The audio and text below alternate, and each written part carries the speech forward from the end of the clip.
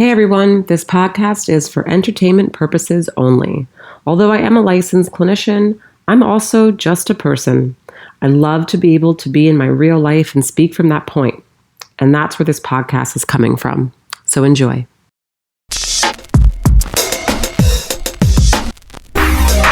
Searching for truth, looking for answers. There must be a way to another day.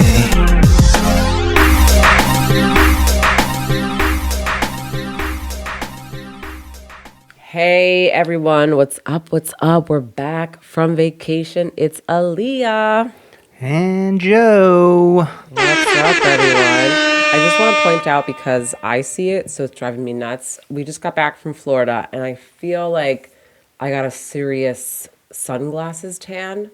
So it's like I'm different colors right now, and I'm not really liking Only it. you can see it, but now you pointed it out to everyone. No, but you could see it, right? So like my nose is dark as fuck right here, everything, and then it's like light. So I got a really shitty tan. Well, looks fine. Better than no tan. It is better than no tan. I will say that.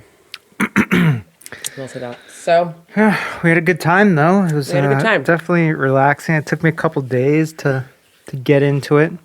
You know, first night I fell in the shower and almost broke my wrist. oh my God, that was crazy. I forgot about that. I'm like laying in bed about to pass out at like 8:30 at night. 'cause No, it was that's way been later. our thing later. It was way later than that. Really? Because we got into Oh, we the didn't get hotel until late. like 9 or something. Yeah. And So it was late. It was way past our bedtime. I'm like laying in bed. I'm about to like snuggle. My eyes are about to close. And then it's like I hear this boom, boom, boom, boom, boom, boom. And I was like, oh my God. I like jumped out of bed, went into the bathroom. Joe is like, he's like an 80-year-old man on the floor, like in the shower, like, He's like, what happened? Well, what happened was it was one of those like rainfall shower heads, and it was like super high. So the shower is pretty good size. There was a big glass stand-up shower, and then there was like a bench on one side where you can like, you know, sit on or whatever. Right. As I'm taking a shower, if you know what I'm talking about with the rain coming down, it's like straight down. But then there was one that was like shooting out, and it was like right in my face. Naturally, he would catch that one. Just one, it was going at the wrong angle. So I was like, fuck, I gotta fix that. But it's so high you can't like just go touch it, you know? So you gotta stand on the fucking bench thing. Now, this is where you would think I slipped. But no, I was very cautious. I knew that like I'm over 40 years old, you know, I'm not like this like 20-year-old Agile, going spring nuts, chicken, yeah. right? So I'm going to get up here very cautiously and whatever. So I got up there and I grabbed the thing, I cleaned it out, and it started spraying down, and that all worked out perfectly fine. So I was like, cool, I did it without breaking my neck. Great. And then I'm like about to step down from the fucking ledge, and that's when it all went wrong, because there must have been like some soap or some shit on the floor, and I literally just went like a fucking cartoon, landed straight on my ass. And it was like a So fucking heavy. Charlie horse. And then I whacked my elbow on the ground and then hit my wrist on, must have been like the ledge or some shit. And, man, that was the most fucked up I ever got in the shower. And I almost cracked my that's head why I on was the worried. lens I was too. worried that you were gonna like bash your like. Thank God you didn't. I do actually that. did hit it, but it was like barely. It was like a little whiplash there. And, yeah, I'm lucky to be here. Insane. I actually don't even think that we've spoken to anyone since, because we had the stomach flu, and then that was the a whole stomach other flu, thing. yeah. Then after that, we went to Florida. So Right. it's This was been this was why we said that we were going to do a podcast before, and while we left, were and we out there. And yeah, like right after the last podcast, it was like Shit went this to hell. fucking stomach thing that Shit went through the went to house. hell. This is what I wanted to talk about. Shit went to hell. So for those of you who have had COVID, again, there are people out there who are being affected very negatively. Some people who are dying. So yes, it's a serious thing. However, My experience with COVID was very easy breezy. I didn't have a bad experience with COVID. It was easy. Great. I had it and it was like I didn't have it, but I had it, but I didn't have it. So whatever.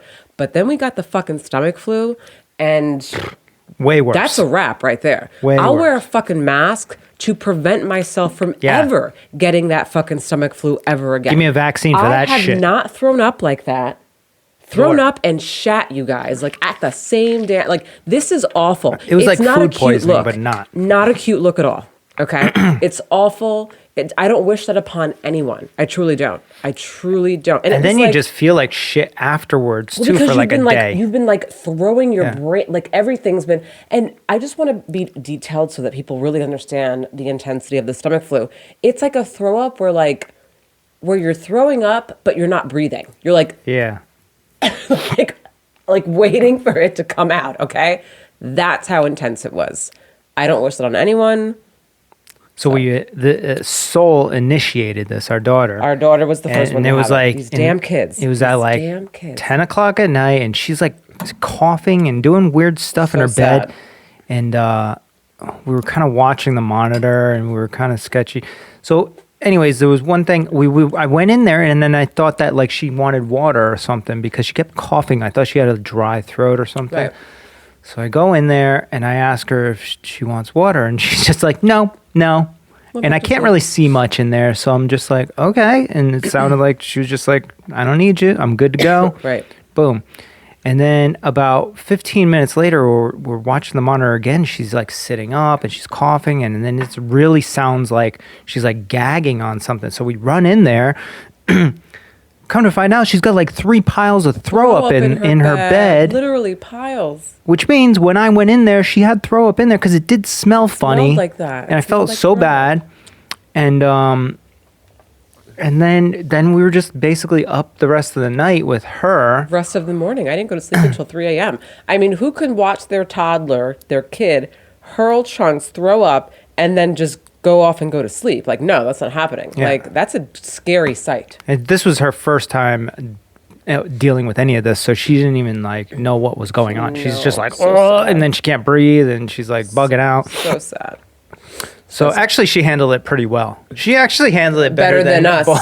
Better than, yeah, because I mean, I got to tell you, I'm the kind of person where like, I've been sick throughout my life. I feel like so many times with like my tonsillitis or this or that I've learned just to kind of work through it. So when I get sick, I'm still like, all right, like I'm doing it. Like if I got to go to work, I got to go to work. Like I'll do whatever I need to do and I'll just make shit happen still. So it's rare that I will not work even if I'm sick. Yeah. Very rare. The fact that I had to cancel all of my people and I took a whole day to where I actually sat and laid in bed for a whole day and only ate fruit salad, which seems to be the only thing that I really still enjoy eating today, weeks later, is unheard of for me. Yeah. Unheard of. Yeah, so then obviously then you got it next because she was like throwing up on you me. and shit. Mm-hmm. And I'm like, fuck, I can't get this fucking thing, right? You thought you weren't. You were like, and I I'm thought I was in the good. clear because like she got it, Alyea got it, and then she was like getting over it. And, you know, this is like a 24-hour, 48-hour thing. Mm-hmm. Right? Within 48 hours, you're good to go again. But you still feel like You still feel a little like shit. low You're energy. just not, you know? like, vomiting. Yeah.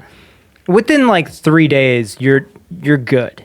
You know, 2 days you're back in it, and 3 days you're 100%. not your appetite. Not your appetite. Well, I was okay. It was My you. appetite Yeah. did not come back for like 5-6 days. But I got to like experience, like I saw what was coming through my daughter, through Alyea, and I was like, okay, if I don't want to get this. So actually that night when you were sick, I slept in another room for like a Right. night or two. Right, we did which that. I'm like, okay, I'm in the clear. But then Psych. one night I had these freaking disgusting, what are they? They were like a hot, spicy shrimp fucking things.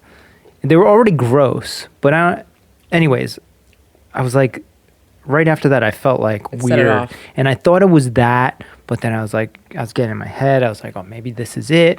I was like, fuck. So I'm like mentally preparing for this. So I'm like setting up the bathroom and shit, like putting a new garbage in the garbage pail in the bathroom, like cleaning the toilet and shit. And then I went to bed. No, I went to bed and then I woke up like a couple hours later. And I was like, fuck. And I think I woke you up and I was like, hey. I was like, are you throwing up now? And you were like, yeah, I think it's time. I'm like, I think it's time. I think I've held off as long as I could. And mine was a little bit different. Like I threw up like twice and then it was just like crazy shits the whole fucking night.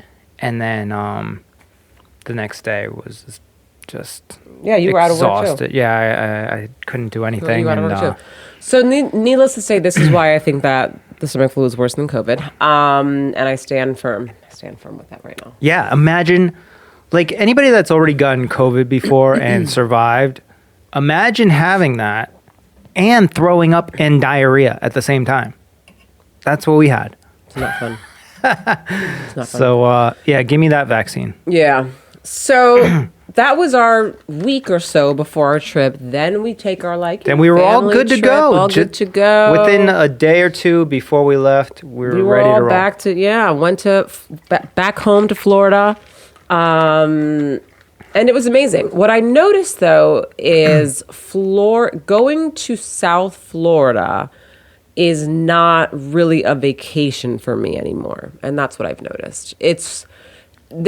That's my home. I've lived there for 20 plus years. I have family there, friends there. I have a whole life there.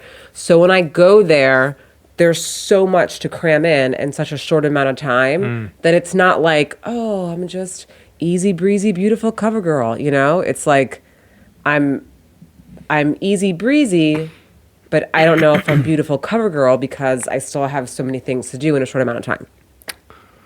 Right. Which is why we picked a central location and people could come visit us. And maybe next time we just don't tell anybody we're going and just go. I can't do that. I just can't. If that's the case, then we're just going to North Florida or the West Coast, you know? Yeah, go somewhere totally different. Yeah. But it was nice though, because then we got your mom down there and she could help out and we got to hang out with some of our friends and yeah, it was good. It was. But yeah, it took me about 2 days to really get into it because I don't even really remember the last time I had a vacation.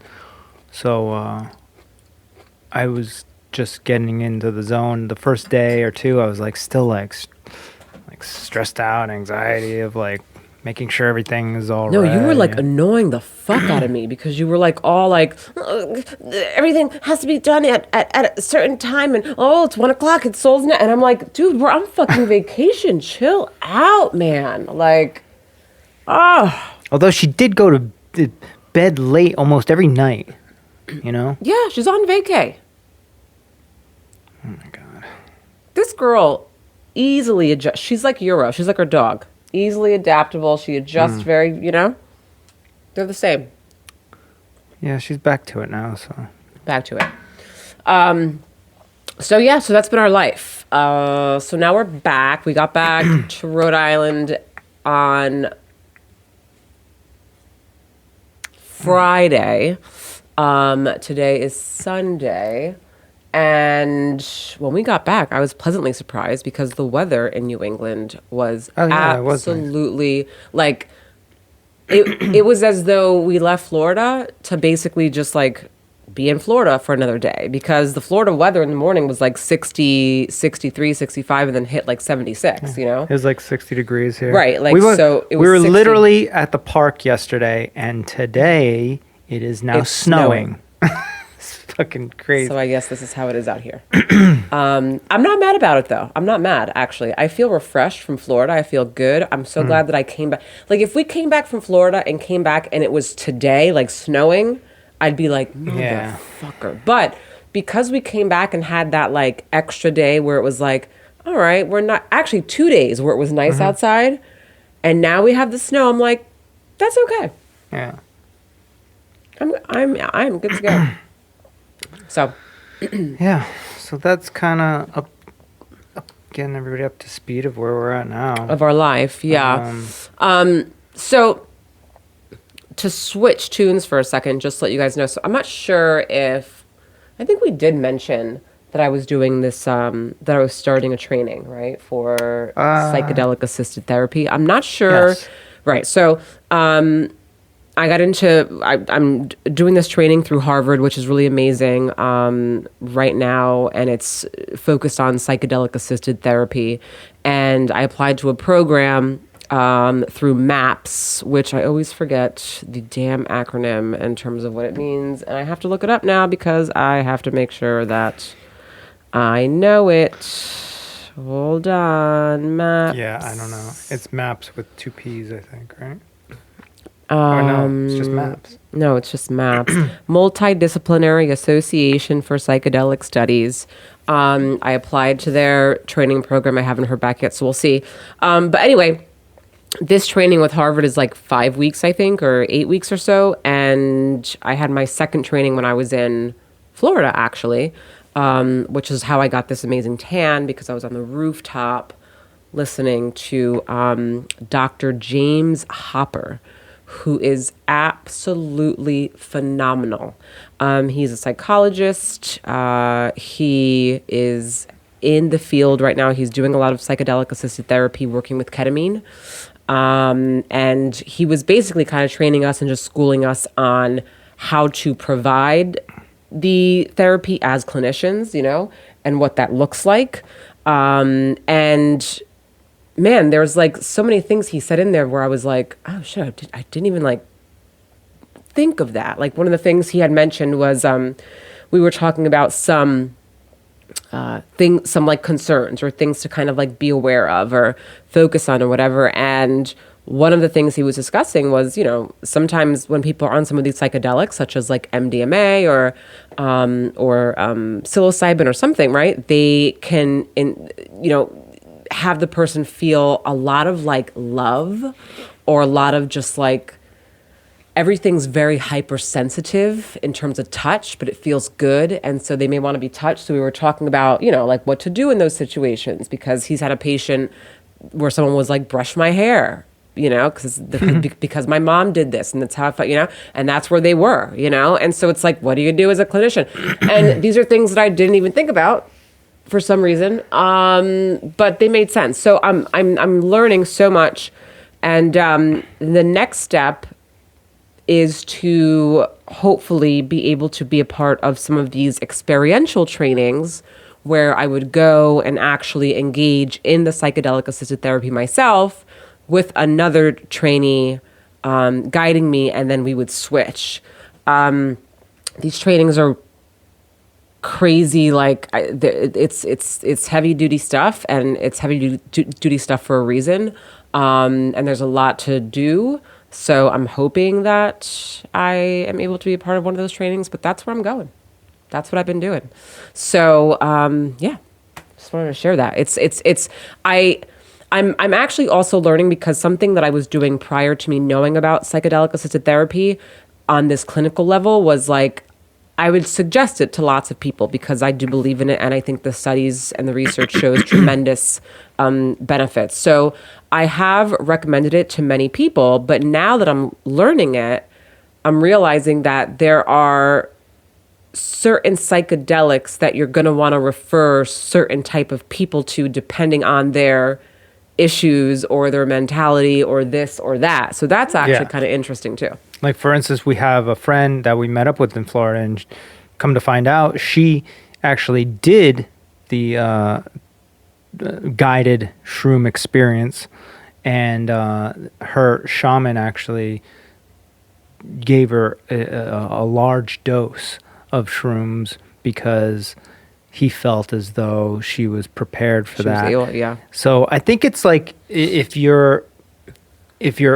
open and willing, and you've been trying other things, and you're pushing yourself to resolve whatever it is in your, whether it's depression or whatever it is, and you're seeking things out through different avenues, and you're maybe more spiritually connected than somebody else, and maybe that would be somebody that you'd be like, okay, let's go all in and see what happens there. I don't know. Yeah, so interesting. So that's what I thought too. But then as I'm in this training and I'm learning stuff, I'm like, it's really not, I mean, yes, like that's a piece, of course, but there are other factors that go in with that. Like someone's mental state obviously is like a big thing, because there are situations where if you don't properly assess someone in terms of their mental state before putting them in that state, and even you give them, let's say, a low or a high dose of ketamine or shrooms or whatever, then it can actually do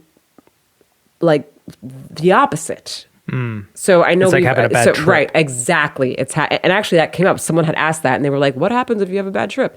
Which can happen. It's not like it's impossible. It actually can happen, and it will happen even more depending on someone's mental state and where they're at, right? So that's why environment's a big deal too. So like in these settings, they're usually in like private practices is where you want to kind of look into, because in a private practice, it's very, very like quaint, safe. You're in a room with two clinicians. You have a blanket over you if you want. You have shades on if you want. There could be music playing if you want, depending, and it's a whole vibe, So it really helps to kind of take you there. Whereas some of these other places that are out right now, I'm not sure if there's any in Rhode Island. I don't think so, but I know in Florida we have lots of like ketamine assisted facilities out there. Might be a more medical establishment where it's kind of like white walls and stuff like that. I don't know. I've never been in there, but I know that what they're doing with one of them in Miami, so I can't speak for all of them, but what they're doing is that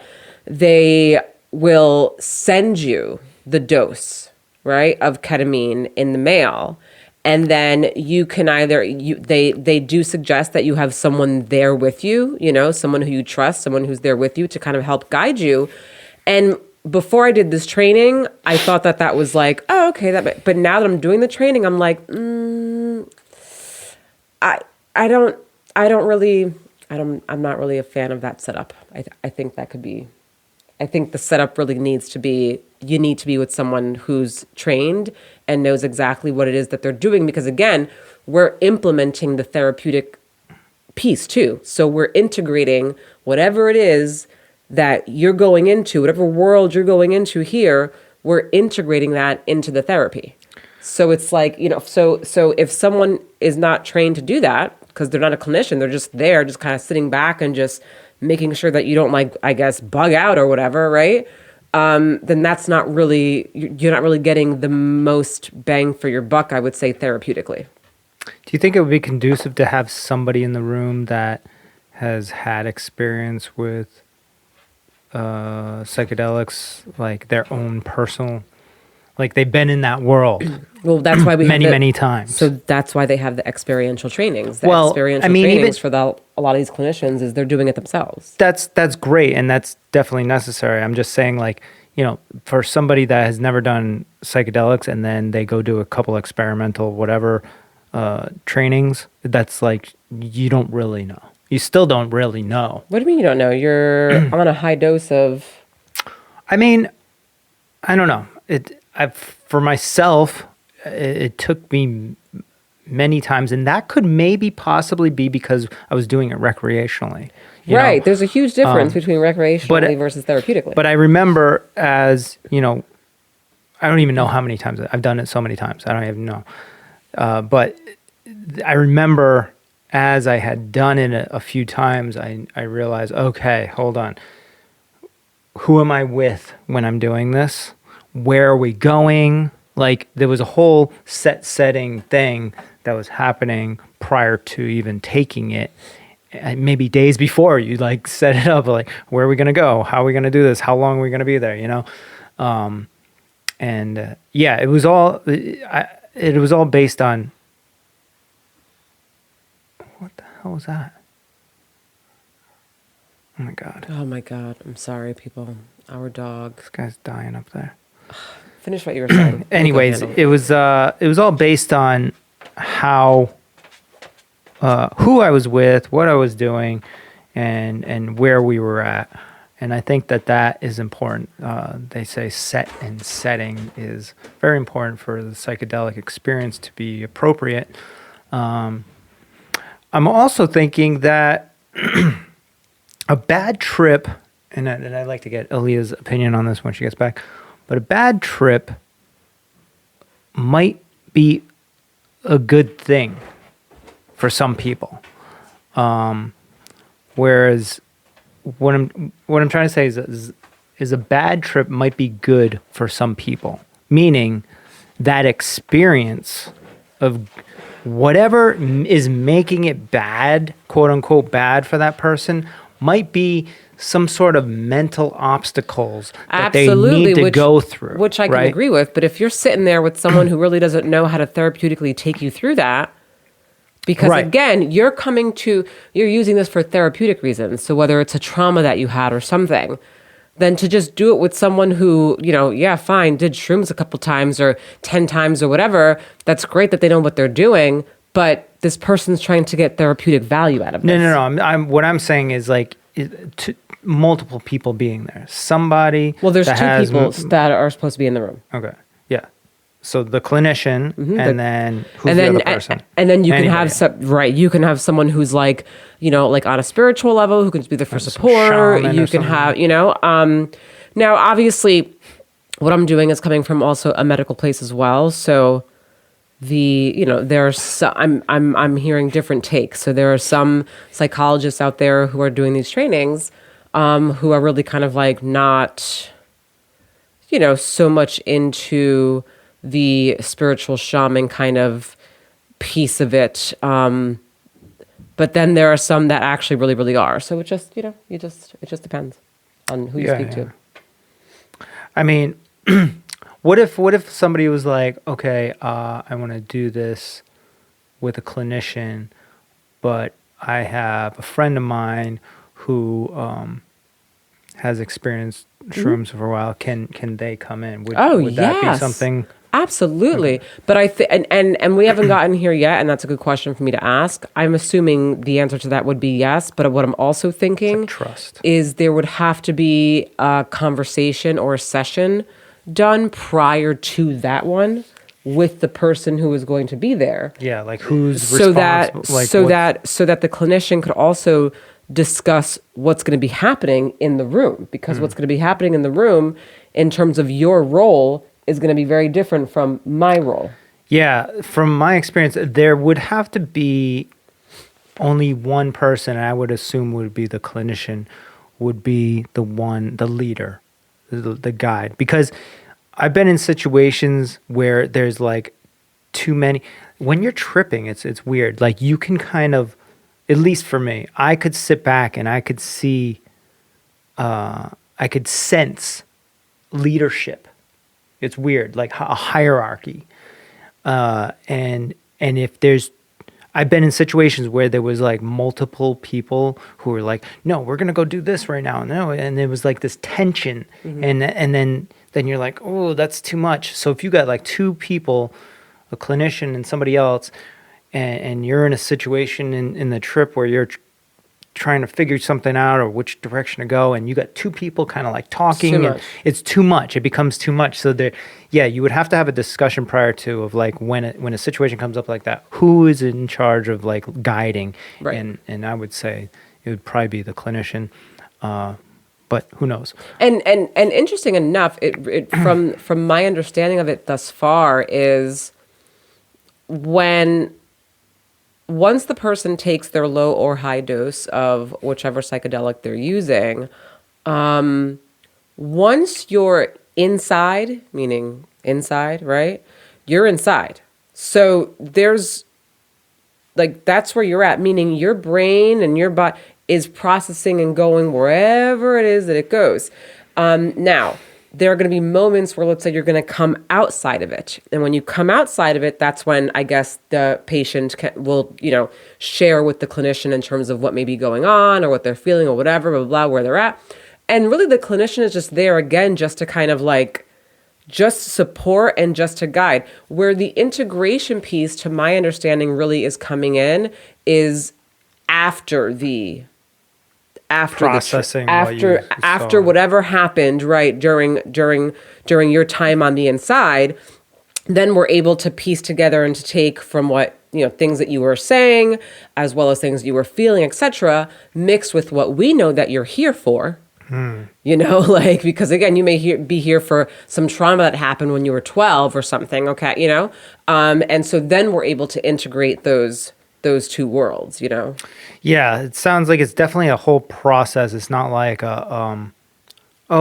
like I want to go experience shrooms with a it's a whole clinician. process. It's a whole so the MDMA process is 8 hours. Okay, so just know that if you ever wanted to do the MDMA assisted therapy, that's an 8-hour thing. Okay, and then the ketamine process is, I believe it was 2 to 3 or 3 to 4 hours. So that one's way shorter. Yeah, so for sure, I would assume the MDMA and then the shrooms is a long process. And then there's this thing, I don't know, we talked about this and I'm not sure. DMT? Yeah, the DMT is one of those like 20-minute things, but I think they're still figuring that, the legalization.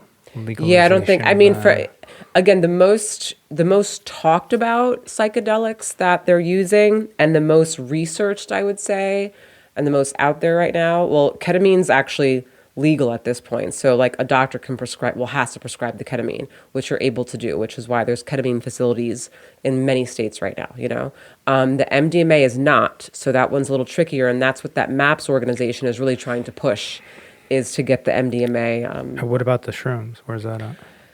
So that one's not legal either. Like that Colorado one's not, it is. Right. So they, legal in terms of, You can. is it legalized or is it decriminalized? Decriminalized, I guess. So that because decriminalized and legalized are two different things, right?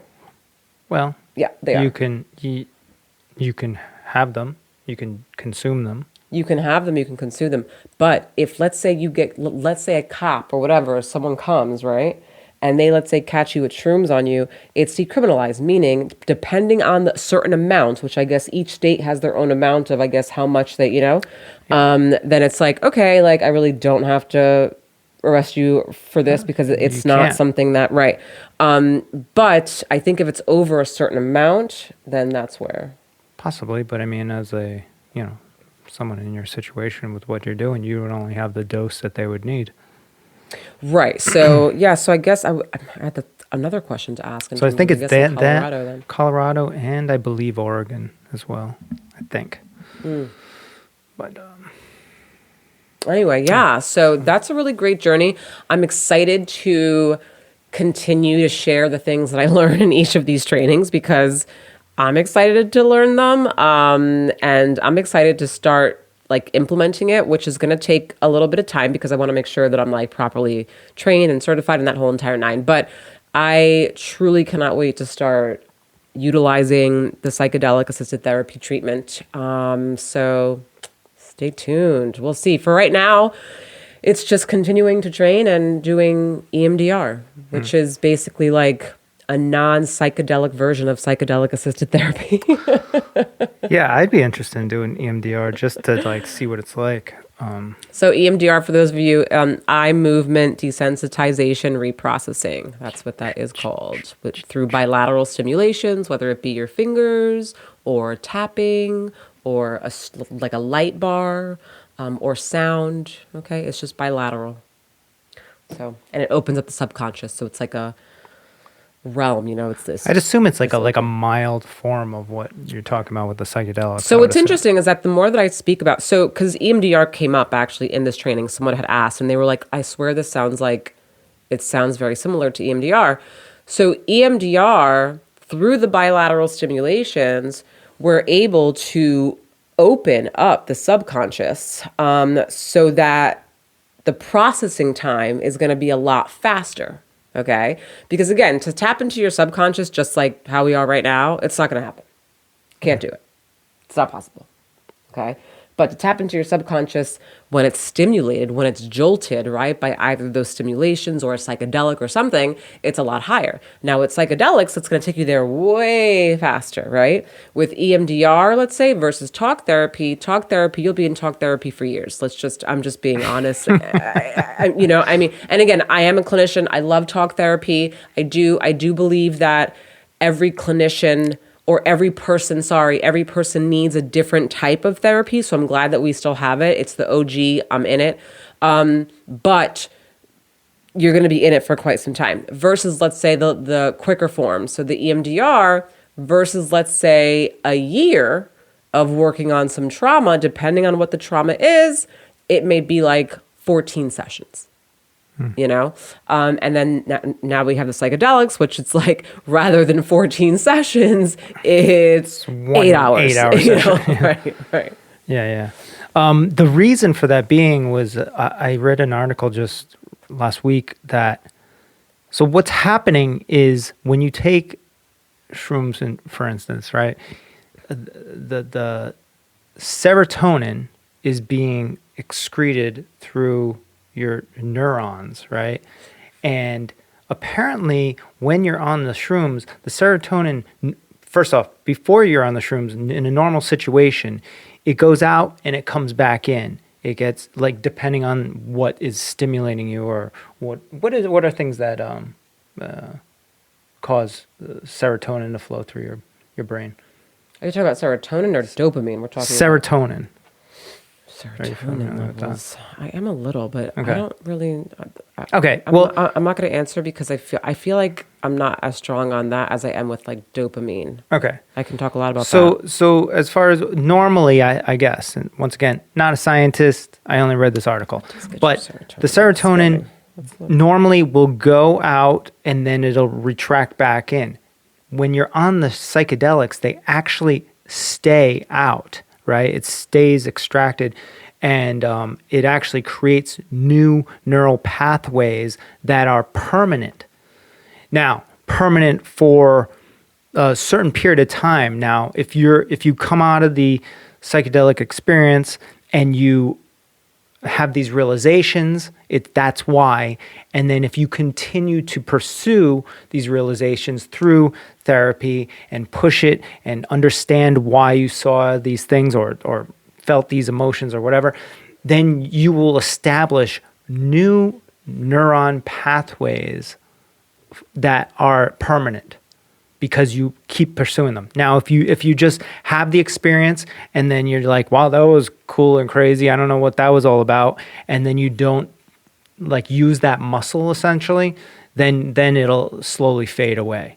But these things are basically can be permanent, and that's why the process of doing this psychedelic therapy is so beneficial and so extreme and quick. Because it's just boom, and you get these new neural pathways instantly that are permanent if you keep using those muscles, essentially. Now, do you get what I'm saying? I do. Interesting enough, though. So the psychedelic assisted therapy, you guys, isn't like a permanent thing. I want to be clear. No. That's what I was explaining. What's happening in your brain can be permanent. Technically, these new pathways, right?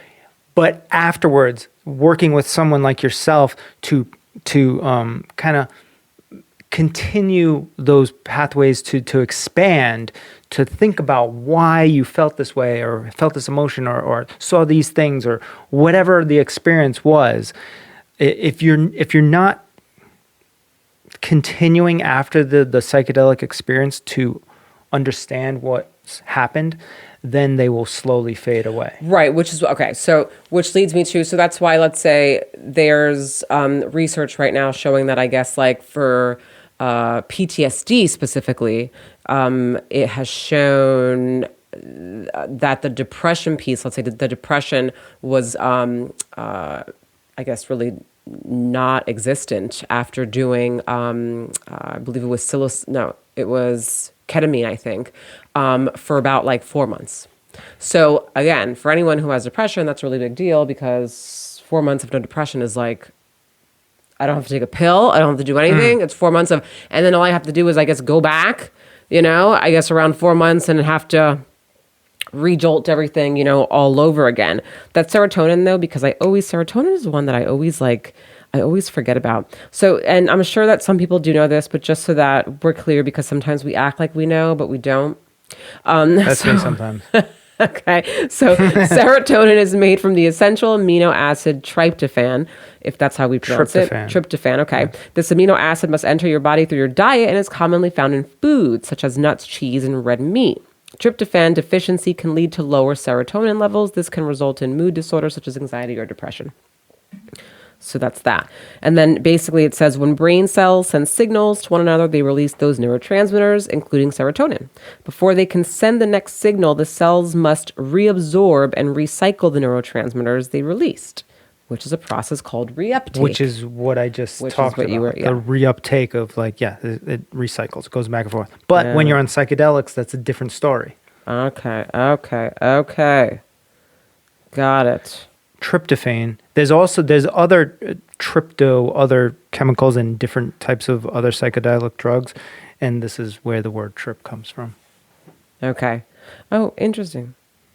Okay, so most commonly people are aware of serotonin's role in the central nervous system. In the brain, serotonin helps with mood regulation and memory, but the neurotransmitter also has important jobs in other parts of the body, which I guess makes sense, but if you can find that article that I texted you last week, I don't know if I would look on my phone, but what article did you text me last week? One that I told you to read, and then you just never did. Just like every single thing I ever send you ever. Article last week. Let's see. We got food. We got Larry David toilets. Keep going. Okay. We got Florida's White House announces Florida's Don't Say Gay bill as hateful. We got that's something. A dining menu. We got a Japanese restaurant. We got Providence. Let's see. We got some airline tickets. It might have been through Instagram. We got some Joe Rogan. This is the stuff that we send each other. All right, look on Instagram. Okay, we got a haircut. Instagram. Let's see what you send me on Insta. Joe. All right, we got UFC. We got Dana White. We got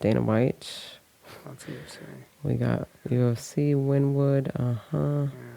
We got, the fuck is that? Empanadillas de plátano. Yeah, I don't think, no. Maybe. Oh, yeah, keep going. We got Kids Eat in Color. Maybe I didn't send it to you last week. I don't think you did. Anyways. I don't remember that. Whatever. Sorry. I'll have to brain up next time. We always struggle to figure out what we're going to talk about, but then when we're on here, we're like, where is this? Where is that? We got a million things to talk about. Which is why we're never prepared. Yeah. Which is why when something comes up, we're like, oh, maybe I should look it up, but we don't have it already because we never know what we're going to discuss. Well, we can kind of shift a little bit, but let's talk about somebody deciding that they want to go to something, just therapy in general. Psychedelic therapy. It doesn't have to be psychedelic. No, I know. I'm just any type of therapy. It requires what? Something that is pushing you to figure something out within yourself, right? What is that? That's some sort of. Not everybody has it, because there's people that are perfectly fine not understanding themselves. But maybe they just don't know that they don't understand themselves, right, so that's why they're okay. Insight, yeah. You have to have a certain level of that, yeah. We could use a lot more, how would we do something, I mean, I'm not saying us, but just in general as a culture, make it so that becomes a more prominent thing where people are it's a culturally important thing to understand yourself. What would something like that be? I don't Personal know. responsibility. Let's maybe try talking about it in school more, and rather than focusing on all this shit that is focused on in schools, why don't we focus more on that? Yeah, like doing math in a stupid, dumb way. Who cares about doing math? And then as a society, then we'll all actually truly get and understand that this shit is actually way more serious than knowing fucking algebra. Right. But, you know. Because if you know yourself, you understand yourself, you understand what you like and what you dislike and how you act and your emotions and stuff, you'll probably end up choosing a career path that more suits you as opposed to pursuing a career path that maybe it's because it makes more money or because your dad told you to do it. Oh my or, God. you know. If this stuff was being pushed in school and that was like one of the main focuses in like classrooms and shit like that, it would prevent all kinds a of lot. like a lot, you know? Like to me, that's like, hello, why haven't we done that? That would prevent a lot of shit. But nobody wants to really do anything that's actually going to truly. The closest thing I make a got to that difference. in like a standard like school, like what do you call them? Not a program, semester, not a semester, like What are you talking a about? standard class Okay. was in college was a class. I forget what it was even called, but it was a class where for like a whole month I learned how I learn. They taught me to figure out what type of learner I am. Audible, visual, whatever it is. And then once you figure that out, because there is the simple formula or Meanwhile, test. that was all the way when you got to college. That shit should have been happening Right. Exactly. way earlier. Exactly. And but once you figure out which one it is, then they go down the path of like kind of enhancing that ability. Right. But that was the closest thing. And maybe that's what kind of sparked off this path that I've been on of like understanding myself. I don't know what it really was. I do think psychedelics had something to do with it though. Like we talked about this the other I day. heavily actually believe that psychedelics had something to do with it for you. Because there's nobody in my family that was like... The only, like, I will say, the only types of people, right, that I've spoken to that I will have the conversations that I have with that are focused around, this acceptance of death, this like freeing type of like life that scares many people in society. A very like, I can't even explain it, but like I've had those conversations solely with people who have done and love psychedelics. Those are the conversations. Really? Yeah. And as I think about it, I'm like, because I'm thinking about like all the people who I've worked with, and man, the ones that came to me for psychedelic use was like, those conversations were like phenomenal. Yeah. And their ability to like actually connect the dots on a level that many people weren't able to do that was mind-blowing to me. And you remind me of that, actually, when I have those conversations. Because I have those conversations with you, and I'm like, how the fuck does this guy... But I'm like, oh, okay, now it makes, like, so much sense to me, you know? So... Yeah, because huge connection, you I think. can't... It's tough to... Unless you've gone to school like yourself, like, for many years to understand... the way humans work and the way yourself works and the mind and all this other stuff. Right. An accelerated program on that is a bunch of psychedelics in your teenage years, I guess. You know? And it really just depends, because again, I've done a bunch of psychedelics in my teenage years, but I never had like... Yeah, we talked about this too, the right? other night. Like, so I was your like, psychedelic... all of my situations were like shitty compared to yours. Your experiences were different. And I guess that's another thing that's to it too, right? Like it depends on who you're with at the time and how you're perceiving this whole thing. Like if you're just like tripping and then you're going to go like drinking and doing other drugs and you're partying and there's just loud music and shit, you're never getting the actual experience. I never was in a setting or an environment where it was like, all right, we're going to go for a journey. Everything's going to be cool. It was always like a bunch of like 15-year-olds that were just like, yeah, man, let's trip. But mine was never... had like 40s and... Mine was never like that too. And yeah, we were drinking too, but we did it so often that there was multiple different experiences. There was the experience with the party and stuff. Then I was just like, yeah, that's a little too much. I can't do it like that. So then you start figuring it out.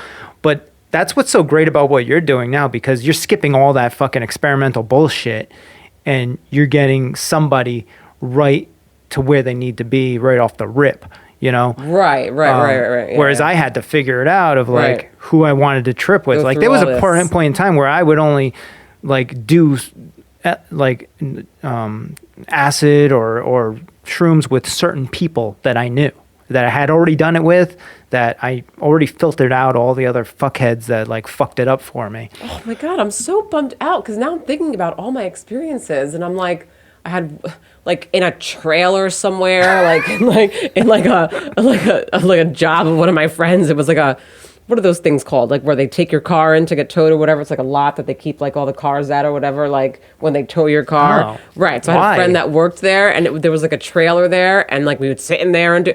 It's like nighttime in like this nasty place. But sometimes those types of trips are the best ones because like you're with a small group of people in an No, there isolated was place. always That's- music playing. Oh, there it's was just this, like there was that. loud. We were and- always just like, like I never had like a really, Well, this is what we would do. We knew the process after a while, and it would be a couple of us, and we'd literally probably, I'd say we'd probably get a 40 or something, right? We'd probably be playing video games. We know it takes like an hour or so to kick in, so we'd be doing whatever, and then maybe after an hour, if it still hasn't kicked in, we might take like a hit of weed or something, and then once it kicked in, then we were like we'd catch ourselves at some point.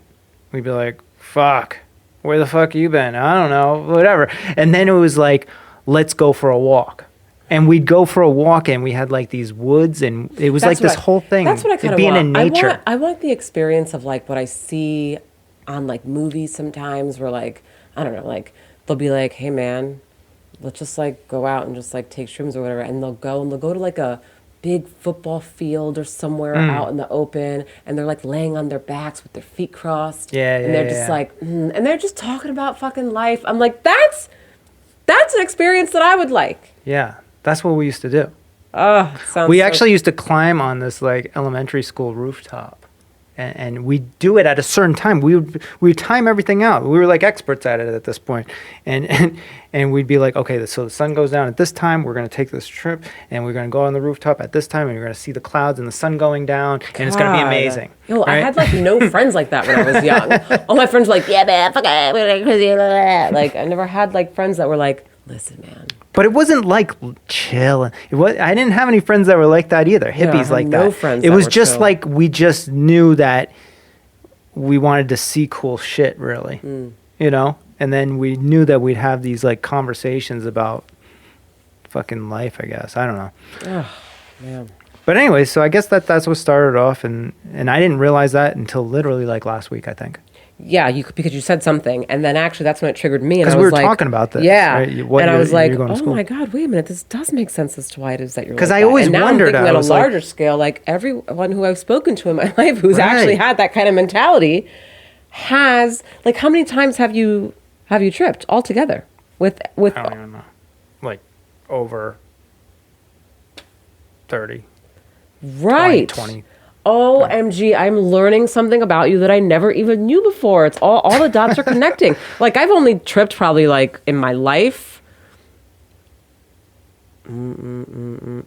like on these two hands. Yeah. You know. So it's like, yeah. Yeah, I guess that's it. Yeah, because I was always wondering, like, man, how did I figure all this shit out? Because there was nobody in my life that was like, hey, do you see this about yourself? Do you see that about Oh yourself? my God. And sorry to cut you off.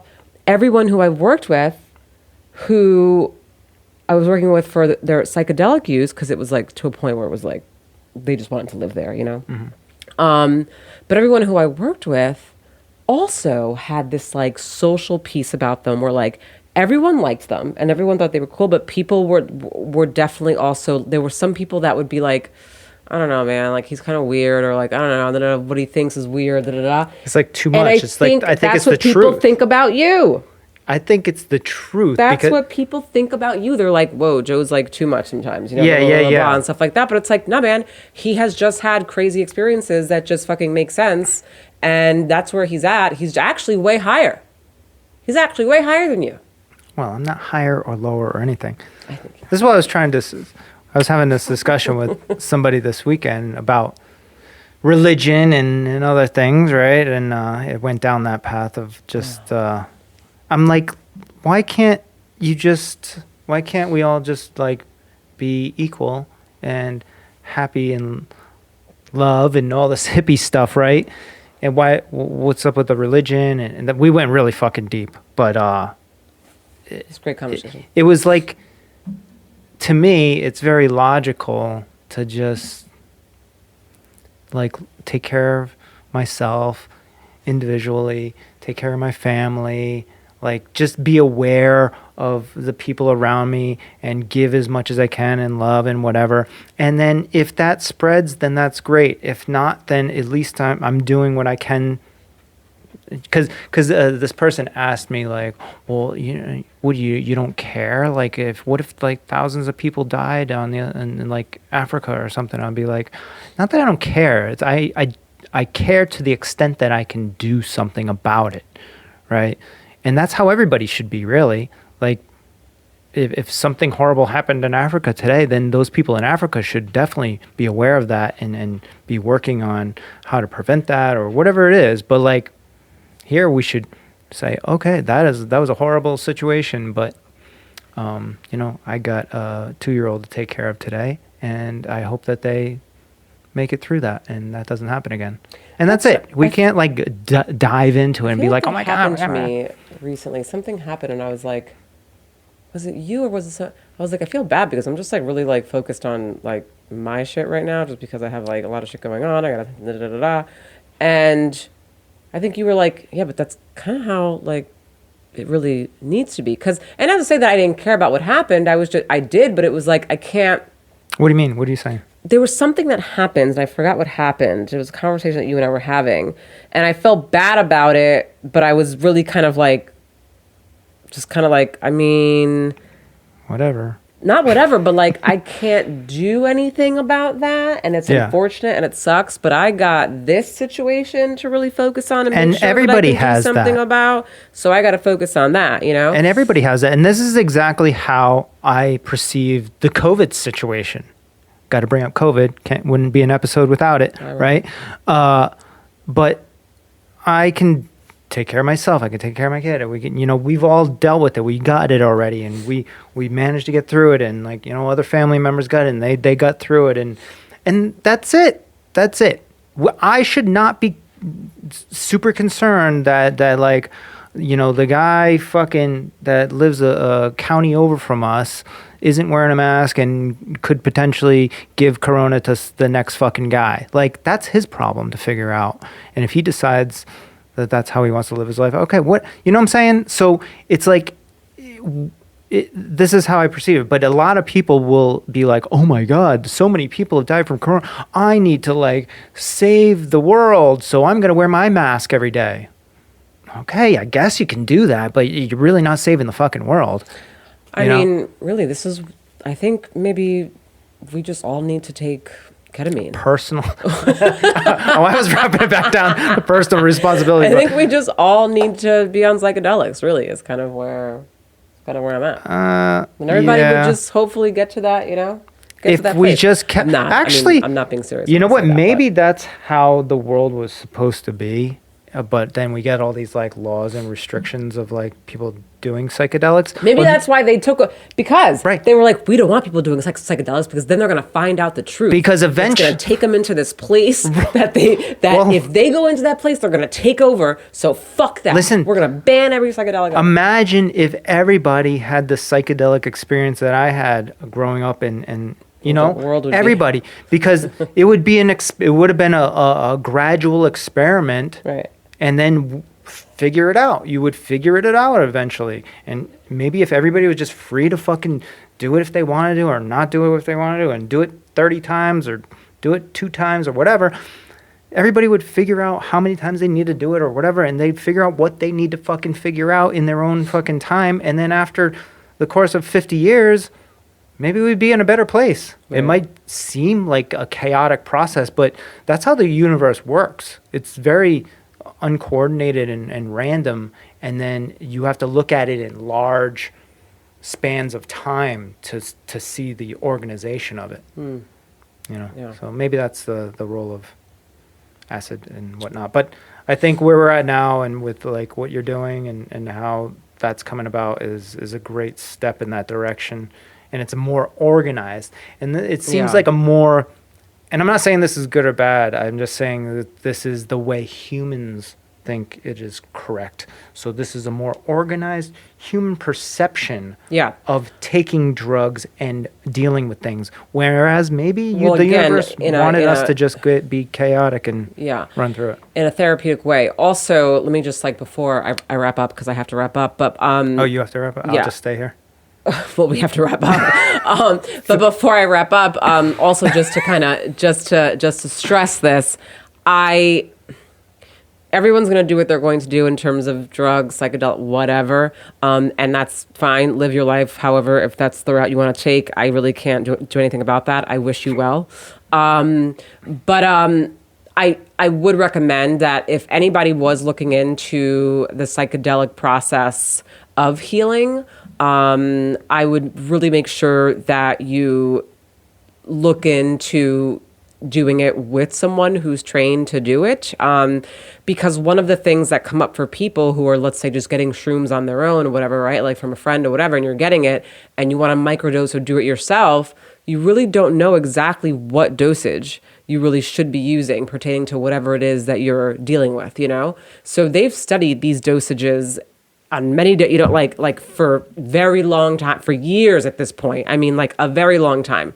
So they have gotten it, to a point where it's like, okay, so this works for this, blah, blah, blah, blah. So I just, I would keep that in. That's just kind of what I would say. And I'll keep that out there. Yeah. I mean, it is, it depends on the person. If it's a person that like knows what they're doing, has already experienced it before, and they also are aware of themselves and knowing what they're trying to accomplish within themselves, and they want to like, I guess, microdose and evaluate themselves on a daily basis of like pushing themselves to understand things. Okay, go for it. But I mean, yes, I think it's you're in a better situation if you're able to do it with somebody like Alyea. Or I'm not trained yet, but someone who actually really is trained and certified and knows what they're doing. Or maybe, what's not suggesting anything, but these are alternatives that people can do or not do. You could do like a microdose and then also coordinate that with talk therapy. I've done that. You've done that? You've done it with people have done? Just because I've had patients who are microdosing on their own. Yeah. So because how do those go? Because they were microdosing on their own, they would come into a session. And it just so happens that they were microdosing. So it was like it just kind of happened that way, I wasn't like, oh, microdose. They were just doing it. But I mean, were they like? Were they able to resolve their issues? No, it wasn't. See, this is the thing: is that they were taken as like a drug. A lot of them who were microdosing, I believe, weren't taking the appropriate dose. So therefore, nothing was really happening. Like they weren't taking enough. I don't think they were taking the appropriate dose. So nothing was really happening with any of those people who were microdosing when I was working with them. But yeah. I think about like microdosing sometimes, and I'm just like, I think for me, it's because if you microdose and you figure out what that small dose is, that just kind of gets you to that first phase of it where you're just like happy and talkative and fun, and you don't have to deal with like the kind of going into deep space and fucking coming back and detoxing and throwing up and shit. Yeah. Then that, that's cool, but it seems to be more recreational if you're going to microdose, I think. I don't know. Because you're not going into You're not going into space. You're not going into space. Like if I'm going to recreationally use a psychedelic, I'm going to go into outer space. Yeah. Fuck that. And maybe this is why marijuana is like a recreational drug, because it doesn't matter how much you take, you're not going into outer space. You're not going into outer space unless it was laced with something. Yeah. I mean, you may feel like you're in outer space, but you're not. Compared to. Yeah. You're at the beginning stages. Yeah. All right. So glad you guys can jump in, hang with us today. I love you all. Positive energy out to everyone. All right. Love you. We'll see you guys soon. Thanks. Bye. Bye.